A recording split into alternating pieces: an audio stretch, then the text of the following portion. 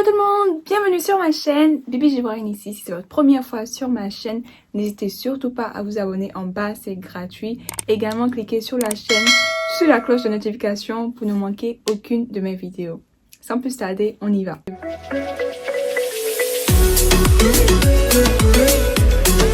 Je fais cette vidéo pour en fait clarifier ou pour mettre au clair un petit peu les choses. Parce que sur ma vidéo précédente où j'ai parlé du visa bulletin du mois de mars, beaucoup de personnes ont été vraiment confuses, me demandant c'est quoi le visa bulletin, est-ce que c'est un bulletin, est-ce qu'on fait la demande pour recevoir ce bulletin.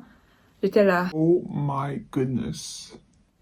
Ok, il faut que je fasse une vidéo. Donc voilà la vidéo. Donc tous ceux qui ont posé ces questions-là, regardez la vidéo jusqu'à la fin pour en fait comprendre c'est quoi ce visa bulletin. Ok? Let's go. Le visa bulletin, c'est en anglais en fait.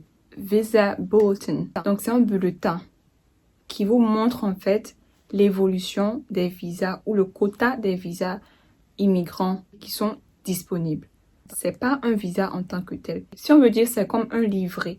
Un livret qui vous montre voilà les différents visas qui sont disponibles dans telle catégorie, telle catégorie, telle catégorie. Ce bulletin-là vous montre en fait l'évolution ou le statut des visas qui seront disponibles dans quelques mois, dans les mois à venir, ou les visas qui sont disponibles là maintenant. Donc c'est pour ça que j'ai répété le thème current. Current, ça veut dire en fait c'est maintenant. Donc quand vous dites vous êtes current, ça veut dire en fait que vous pouvez recevoir votre lettre du KCC et vous pouvez passer votre entretien pour le visa bientôt. Donc non, ce n'est pas un visa et vous ne faites pas de demande pour recevoir ce visa bulletin. Le visa bulletin est gratuit, c'est accessible partout.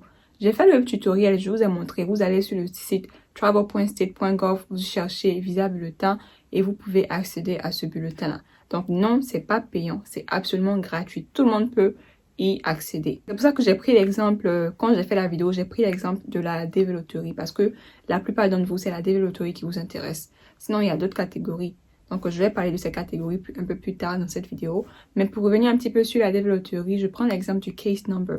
Le case number 14 000, comme j'ai mentionné dans la vidéo précédente, 14 000, c'est le numéro du visa. Ça veut dire en fait le 14 000e visa qui sera donné est disponible en ce moment.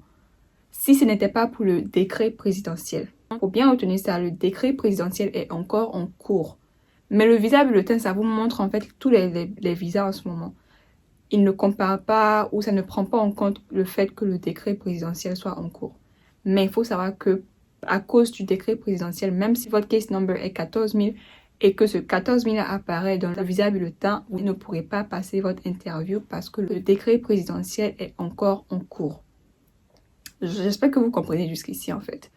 Et quand j'ai dit 14 000 ou moins, ça veut dire en fait 14 000 c'est la limite en ce moment. Pour le mois de mars, normalement, si ce n'était pas pour le décret présidentiel, tous ceux qui ont un numéro de 14 000 et moins. Donc si tu as un numéro de 14 000, un numéro de 13 000, un numéro de 12 875, vous serez tous appelés à passer votre interview de la DV Lottery pour recevoir votre visa. Si ce n'était pas pour le décret présidentiel qui empêche cela. J'espère que vous comprenez, parce que j'essaie d'expliquer de plusieurs façons, j'espère que vous comprenez. Maintenant, on va parler des différentes catégories du visa bulletin. Donc, le visa bulletin a plusieurs catégories. Comme je l'ai mentionné auparavant, il y a la catégorie regroupement familial, il y a la catégorie travail et il y a la catégorie DV Lottery. Donc, voilà les trois catégories du visa bulletin. Et je vais parler un petit peu en détail de chaque catégorie. On va commencer avec la catégorie regroupement familial. Donc ça, ils appellent ça Family Sponsored Preferences. Ici, il y a en fait 4 catégories. Donc la première catégorie, c'est en fait les enfants non mariés du citoyen américain. Ça, c'est la première catégorie, donc c'est la première priorité. Donc si tu as un citoyen américain et que tu as des enfants qui ne sont pas mariés, c'est la première priorité de sponsoring. Donc c'est eux que tu peux sponsoriser en premier. En deuxième partie, on a les époux ou les enfants non mariés du résident ou de la résidente permanente. Et dans cette deuxième catégorie, il y a un petit A et un petit B. Le petit A, c'est les époux et les enfants des résidents permanents.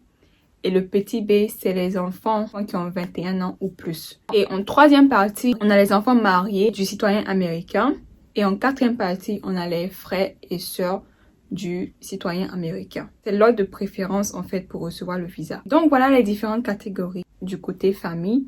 Quand vous allez aller sur le visa bulletin, ils vont vous montrer un petit peu où est-ce qu'ils sont. Donc disons que vous avez fait la pétition pour votre femme. Donc si vous êtes résident américain et que vous avez fait la pétition pour votre femme, vous pouvez aller sur le visa bulletin pour voir où est-ce que l'évolution est.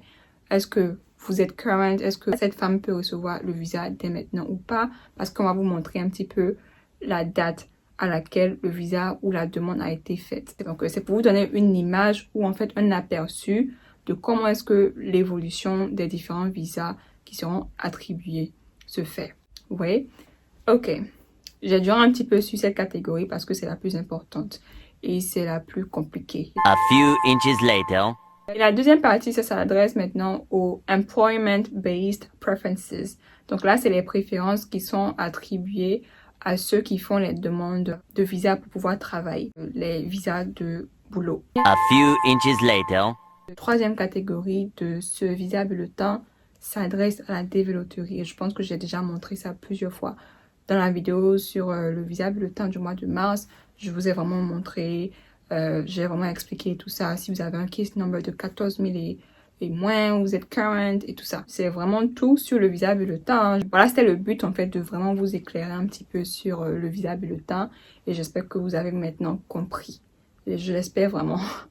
Ok, dans le cas contraire, vous allez regarder la vidéo 2, 3, 4 fois pour pouvoir bien comprendre. Parce que des fois, quand on regarde quelque chose une fois, ça passe pas ou ça rentre pas. Donc, il faut regarder plusieurs fois pour comprendre. Donc, voilà, c'est la fin de la vidéo. N'hésitez pas à liker, commenter si vous avez des questions. Abonnez-vous si vous n'êtes pas encore. Également, partagez la vidéo. Informez autour de vous parce qu'il y a tellement de personnes qui me posent la question, c'est quoi le visa bulletin et tout ça. Donc, partagez la vidéo au maximum. Ok? Également, mon compte Instagram est là pour toutes vos questions. Direction Instagram. Donc, je réponds aux questions uniquement sur Instagram. Donc, créez un compte Instagram et puis envoyez-moi un message là-bas. Donc, voilà, c'est la fin de la vidéo. D'ici là, portez-vous bien. Bye!